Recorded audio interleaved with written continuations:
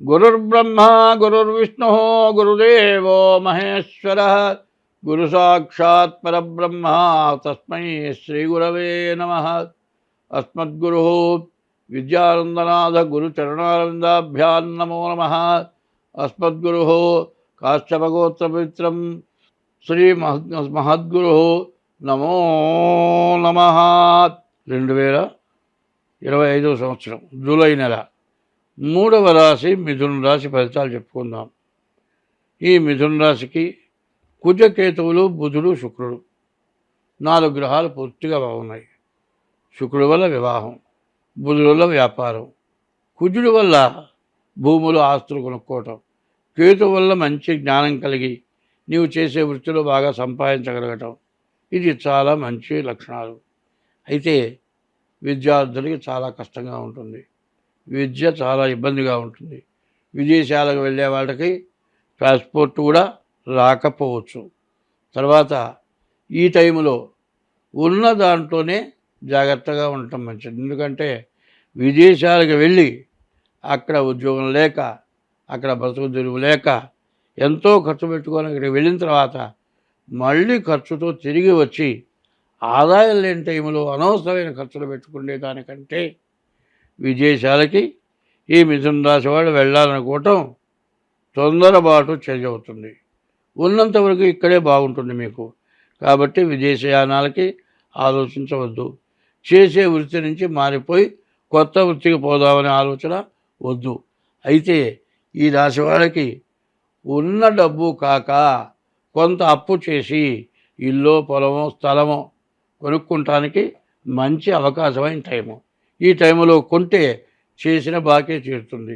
కొన్న ఆస్తి ఇప్పుడున్న రెట్టు విలువకి 3 రెట్లు సంవత్సరం లోపల పెరుగుతుంది. దానివల్ల నీ డబ్బు విపరీతమైన ఆస్తిని పెంచుతుంది, మంచి ధనవంతుని చేస్తుంది. దీన్ని సద్వినియోగం చేసుకోవాలి అంటే ముందు డేట్ ఆఫ్ బర్త్ ద్వారా మీ జాతకం చూపించుకోవాలి.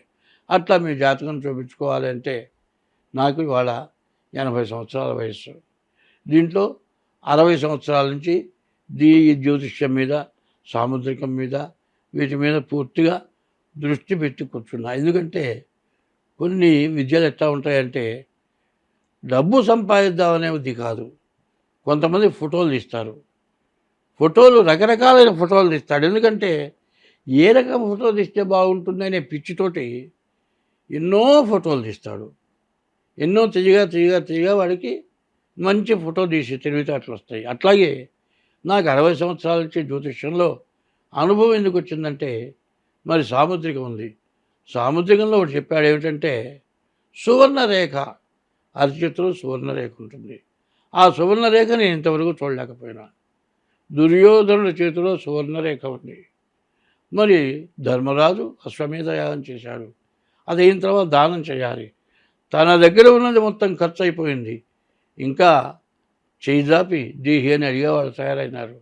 ఇవ్వలేకపోతే ఆ అశ్వమేధయాగం ఫలితం పొందలేడు. దానికోసం కృష్ణ పరమాత్మ ఏం చేశాడు, ధర్మరాజు వెనకాల మట్టిగడ్డలు, రాళ్ళు, కొన్ని లారీలు తోలించాడు. మరి దుర్యోధనుడి చేతి మీదుగా ధర్మరాజు చేతికి ఇప్పించాడు. దుర్యోధనుడి చేతిలో మట్టిగడ్డలు, రాళ్ళు ఎప్పుడైతే వెళ్ళినాయో అవి బంగారం అయినాయి. అది సువర్ణరేఖ. ఆ సువర్ణరేఖతోటి మరి ఎంతో దానం చేశాడు. మరి సువర్ణరేఖ ఉన్నవాడు దానం చేయగలిగాడా? దానం చేసే యోగం ఉన్నవాడు దానం చేశాడు. సువర్ణరేఖ ఉన్నవాడు దానం చేయలే, తెలుసుకోలేకపోయినాడు. అట్లాగే కొంతమందికి సర్పరేఖ ఉంటుంది. ఆ సర్పరేఖ ఉంటే అరిచేతిలో అట్లా చేయబట్టి అట్లా అంటే పడిగా కింద నేల కానించి పడుకుంటుంది. మరి సర్పరేఖ ఇట్లాంటి రేఖలు చాలా ఉన్నాయి. ఈ రేఖలు అరిచేతిలో సర్పరేఖ ఉంటే కాలుతో తొక్కినా సరే అట్లాగే పడుకుంటుంది సర్పం. ఇట్లాంటి రేఖలు ఇవన్నీ కూడా ఎన్నో జీవితంలో పరిశీలించి మరి జ్యోతిష్యం ద్వారా ఏ గ్రహాల్లో ఇటువంటిది ఉంటుంది, ఆ గ్రహానికి విరుద్ధమైన గ్రహం ఉంటే ఎట్లా ఉంటుంది, వీటన్నిటిని కూడా ఆలోచన చేసి జ్యోతిష్యం చెప్పడం జరుగుతుంది. ఈ జ్యోతిష్యం ఎట్లా ఉందంటే ఒకప్పుడు అన్నారు వీడు జాతకాలు పిచ్చోడ్రా, ప్రతివాడిని చేయి చూస్తారా అంటాడ్రా, డబ్బుల కోసం చేయి చూడలే. జ్యోతిష్యంలో ఉన్నదే తెలుసుకుంటాం చూసాము. ఇప్పుడైనా సరే మీకు ఒకటే చెబుతున్నాను, మీకు కొంత మంచి కొంత చెడు ఉంది. సగం మంచి సగం చెడు. 4 గ్రహాలు బాగున్నాయి, 4 గ్రహాలు బాగాలేవు. ఈ బాగుండనటువంటి పాపగ్రహాలు మరి శని బాగాలేడు, తర్వాత రవి బాగాలేడు, గురువు బాగాలేడు, మరి రాహు బాగాలేడు. ఈ 4 గ్రహాల వల్ల రకరకాలైన సమస్యలు వస్తాయి. ఆ సమస్యలన్నీ చెప్పాలంటే మీరు మొత్తం వినలేరు, చూడలేరు. అంత లేటు లేకుండా తగ్గించి చెబుతూ ఉన్నాను. కాబట్టి మీ డేట్ ఆఫ్ బర్త్ ద్వారా మీ జాతకం చూపించుకోవడం చాలా అవసరం. ఎందుకంటే మంచి టైంలో మంచిని పోగొట్టుకోకూడదు. చేతిలో ఉన్నదాన్ని జారవిడుచుకుంటే మళ్ళీ రాదు. మరి మీకు మంచి సమయం, కుజకేతువులు బాగున్నారు, శుక్రుడు బాగున్నాడు, బుధుడు బాగున్నాడు, మంచి సమయం, గురువు ఉచ్చలో ఉన్నాడు. కాబట్టి దీన్ని ఉపయోగించుకోవాలంటే మీ డేట్ ఆఫ్ బర్త్ ద్వారా మీ జాతకం చూపించుకోవటం చాలా అవసరం. అట్లా చూపించుకోవాలంటే మా ఫోన్ నెంబర్ ఉంది, 7801071946. ఇదొక నెంబరు, 6300061241. ఈ 2 నెంబర్లలో ఫోన్ చేస్తే ఫోన్ ద్వారా ఏదన్నా పనులు ఉంటే ఫోను ఎత్తకపోతే మిస్డ్ కాల్ ఇచ్చి ఊరుకోండి. తర్వాత టైం కుదిరినప్పుడు ఫోన్ చేసి మాట్లాడతాను.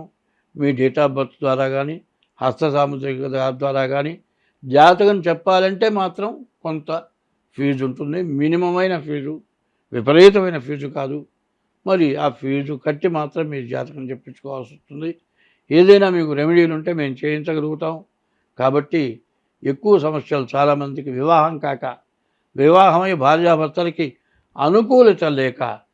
అనుకూలత లేకపోవటమే కాకుండా మరి డైవర్స్ రాక, మళ్ళీ వివాహం చేసుకుంటానికి అవకాశం లేక, ఏజ్ బారైపోయి చేసే ఉద్యోగం చేయలేక, 2 రకాల ఆలోచన.